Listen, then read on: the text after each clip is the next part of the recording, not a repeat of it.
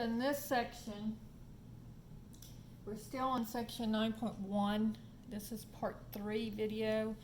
And on here, we're not really going to learn how to solve trig equations yet. We're just setting up to learn how to do that. Solving trig equations will be in section 9.5.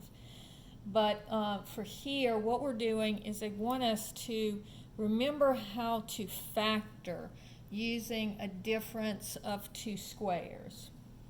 So if I have 4 cosine squared of theta minus 1, and I want to factor that, what I'm going to do is, this is 4 is a perfect square, cosine squared of theta is a perfect square, and 1 is a perfect square. And they are subtracted. So notice that this is the difference of two squares. So what I'm going to do is I'm going to take the square root of each part. And so the square root of 4 is 2. The square root of cosine squared of theta is cosine of theta. So on both parts, I'm going to have 2 cosine of theta. Then I'm going to have the square root of 1 is 1. So on both parts, both of my factors, I'll have 1. And then remember, with a difference of two squares, you'll have a plus sign on one and a minus sign on the other. So here I have factored 4 cosine squared of theta minus 1 into 2 cosine of theta plus 1 and 2 cosine of theta minus 1. And that factors the difference of two squares. Okay, problem number 2 says 25 minus 9 sine squared of theta. So this will give me the square root of 25 is 5, so the first term in both of my parentheses will be, both of my factors will be 5. Then the square root of 9 is 3, so my second term will have a 3 in it. And then the square root of sine squared of theta is sine of theta. And then, of course, one will have a plus and one will have a minus. And so that's how you factor 25 minus 9 sine squared of theta. Problem number 3 says cosecant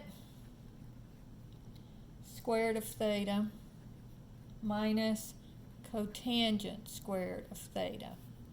So on this one, the square root of cosecant squared of theta is cosecant of theta. And the square root of cotangent squared of theta is cotangent of theta. And then again, plus sign on one, minus sign on the other. Then the last technique that they're going to show you, now this might be something that you're going to need in your homework. And I wanted to show this to you. If I have the cosine of theta over 1 plus the sine of theta, and I'm going to verify that it's equal to 1 minus the sine of theta over the cosine of theta. And it says, hint, multiply the numerator denominator on the left side by 1 minus sine of theta.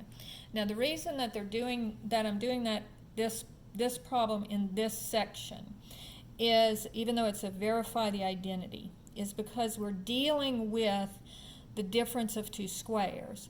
So notice, if I multiply 2 cosine of theta plus 1 times 2 cosine of theta minus 1, that will give me 4 cosine squared of theta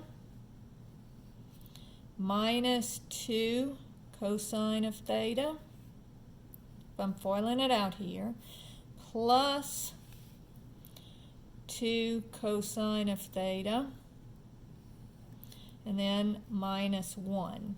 And then notice the 2 cosine of the 2 cosine of theta and the minus 2 cosine of theta cancel, and I just get 4 cosine squared of theta minus 1. So what I'm looking at here is that if I multiply it by the same two numbers but the opposite sign, then it's going to give me a difference of 2 squares. So I'm going to take the left-hand side of this equation and I'll multiply the numerator and the denominator by 1 minus sine of theta. Now, leave the numerator factored. But we're going to multiply out this denominator. So 1 times 1 is 1 minus the sine of theta plus the sine of theta minus sine squared of theta.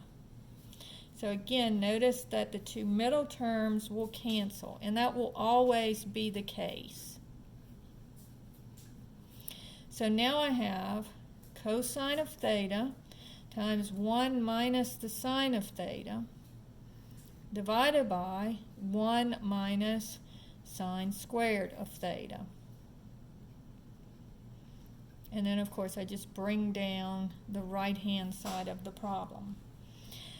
And so now, what is 1? So now I do have a perfect square here.